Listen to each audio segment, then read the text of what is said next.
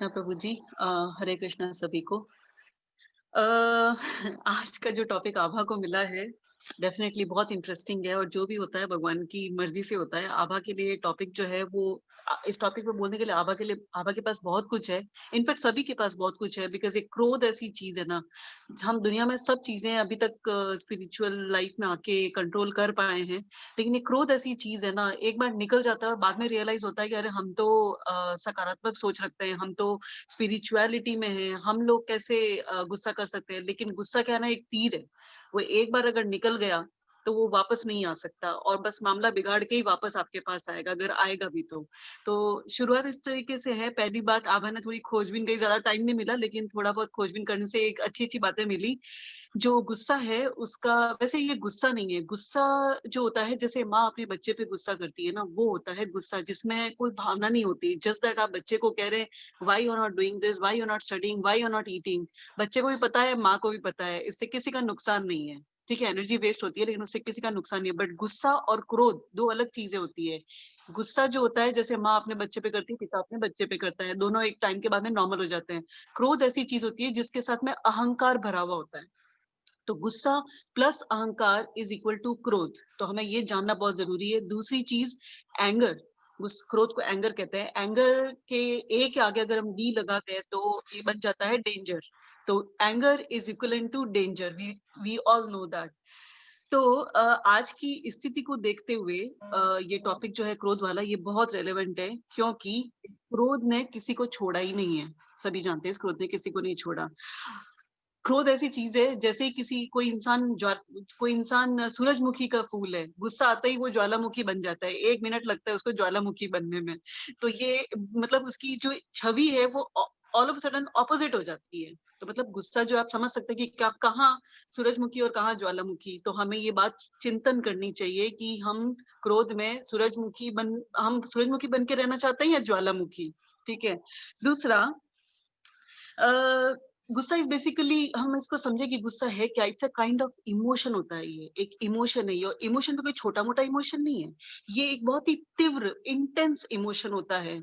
बहुत ज्यादा इमोशन होता है, उसकी गति इतनी तेज होती है कि बस ये यहाँ पनपा और फटाक से बाहर निकल के जाके इंसान को भेद गया। तो इस तरीके से हमें ये जानना है कि इमोशंस अच्छे जो होते हैं, जो हमारे नियंत्रण में होते हैं, वो इमोशंस अच्छे होते हैं। लेकिन जो इतने इंटेंस इमोशंस होते हैं, उनको डेफिनेटली हमें चिंतन करके उनको हैंडल करने की कोशिश करनी चाहिए। और इसके भाव में इंसान एक बार आ गया तो बह ही जाता है फिर। तो और इसको अच्छा कंसिडर नहीं किया जाता है। अच्छा, जो लोग अब क्या होता है कि मटीरियल जो वर्ल्ड होता है उसमें गुस्से को अच्छा माना जाता है। फॉर एग्जाम्पल, बॉलीवुड में ऐसे कुछ एंग्री यंग मैन करके किसी को उपाधि मिली हुई है, तो लोग तो उसको बहुत पसंद करते हैं, एंग्री यंग मैन वाली जो उपाधि।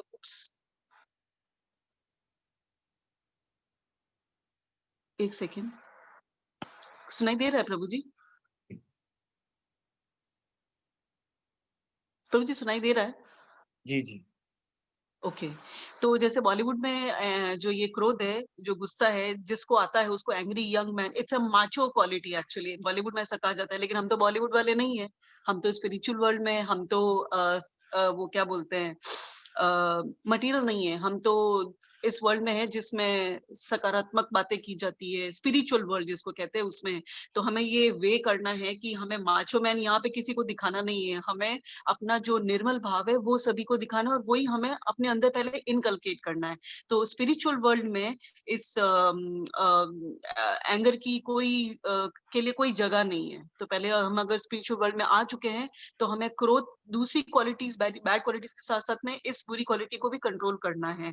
तो जैसे कहते हैं ना कि जैसे इंडिया की करेंसी जो होती है वो यूएसए में नहीं चलती और यूएसए की करेंसी जो है वो इंडिया में नहीं चलती है, इसी प्रकार से मटेरियल वर्ल्ड की जो क्रोध है, जो अच्छा माना जाता है, वो इस स्पिरिचुअल वर्ल्ड में नहीं चलेगा, और जो स्पिरिचुअल वर्ल्ड में माना जाता है वो मटेरियल वर्ल्ड में नहीं चलेगा। तो ये बात हमें और भी माइंड में सोचने वाली है। अच्छा, तो एक और बात है कि इंग्लिश में एक कहावत है, becoming angry is like holding a burning charcoal in your hand.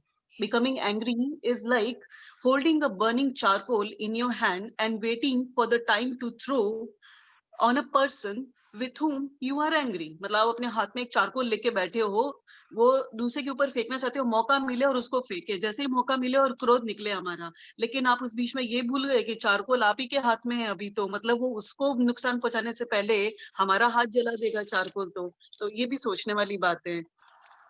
तो तो जो कोयला मेरे साथ में होगा, हाथ में होगा, तो मैं ही जलूंगी, ये बात सोचने वाली है। वी आर, तो गुस्से के बारे में एक और कहावत कही जाती है, we are not punished for the anger, but we are punished by the anger, मतलब गुस्सा करना ही अपने आप में एक सजा है। किसी को क्रोध दिखाना, उसका रिएक्शन इज नॉट एक सजा। आप गुस्सा जनरेट कर रहे हो अपने अंदर, वो ही एक बहुत बड़ी सजा है आपके अंदर। आपका सात्विक नेचर होना चाहिए, तामसिक नहीं होना चाहिए, क्योंकि गुस्सा जो है वो तामस का पर्यायवाची है। तामस की वजह से हमें गुस्सा आता है। एक चीज जो, अब हम ये जानते हैं कि गुस्से को हम कंट्रोल कैसे करें, हमने गुस्से के बारे में इनफ बात कर ली, अब हम ये जानना चाहते हैं कि गुस्से का कंट्रोल कैसे करें। जब गुस्सा पनपने लगे तो पहली बात तो आप उल्टी गिनती गिन लें 100 से लेके 1 तक, ये हमारे दादा दादी सभी लोग बताते आए हैं, और ये बहुत ही वंडरफुल औषधि है, ये काम करती है। जैसे गुस्सा आए, उमड़ने से पहले ही उसको अंदर ही अंदर कंट्रोल कर लिया जाए, 100 से लेके 1 तक गिनती बोल लें, गुस्सा इतनी देर में 90 तक में ही खत्म हो जाएगा।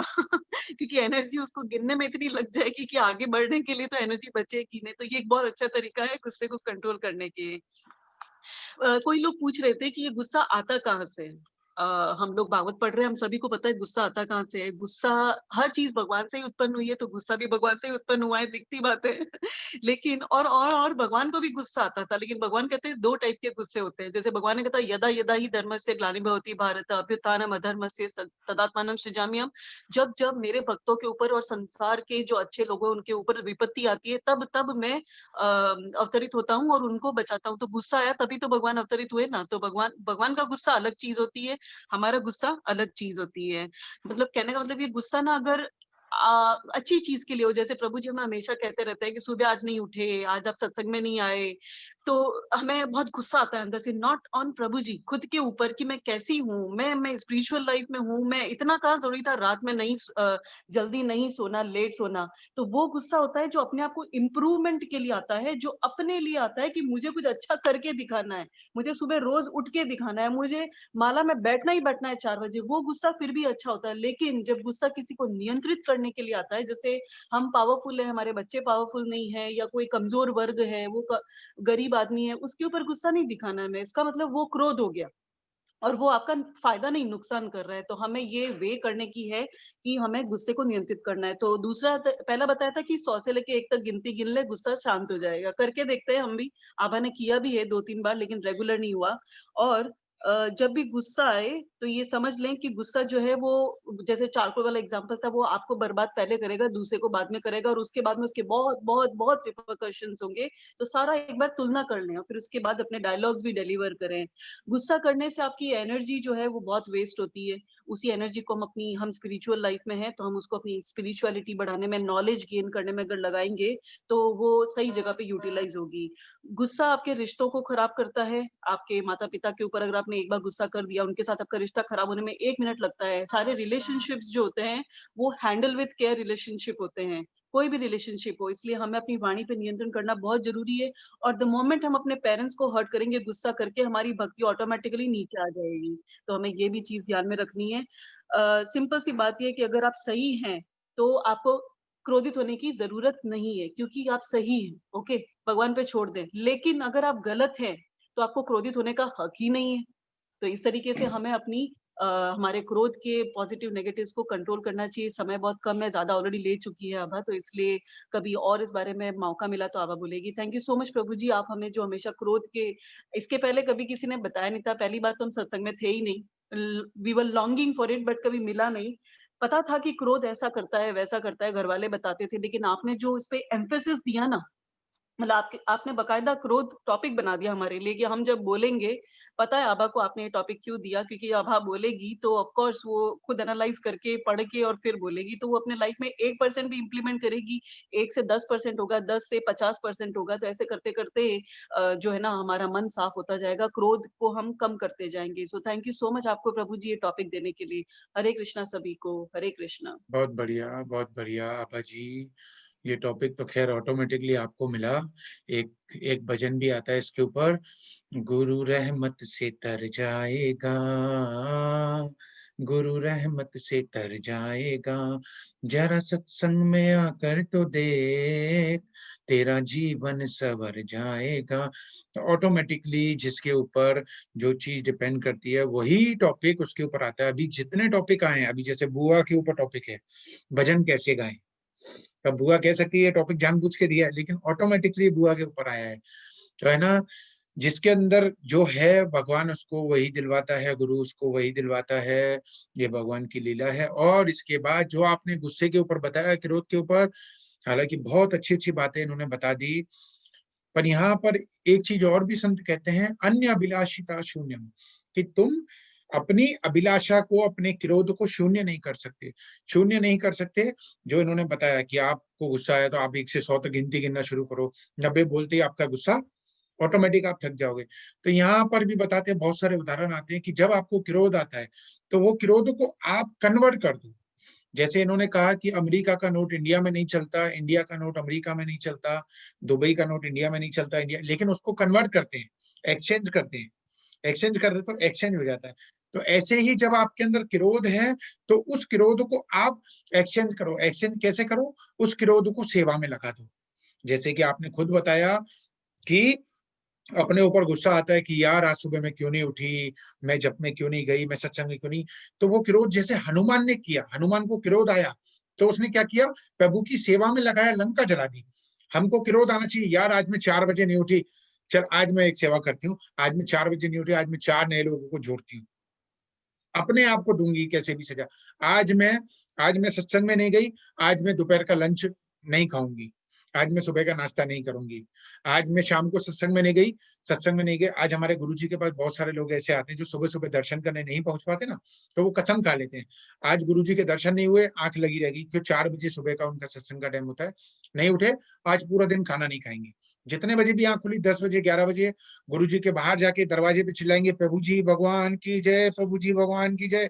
दरवाजा खुला, दर्शन हुआ तो ठीक है, नहीं हुआ तो जब तक खाना नहीं खाते। तो ऐसे क्रोध को अपने ऊपर चेंज करना चाहिए, अपने ऊपर, तो उसका बहुत फायदा मिलता है। बहुत थैंक यू आपको, बहुत अच्छा टॉपिक था। इसके बाद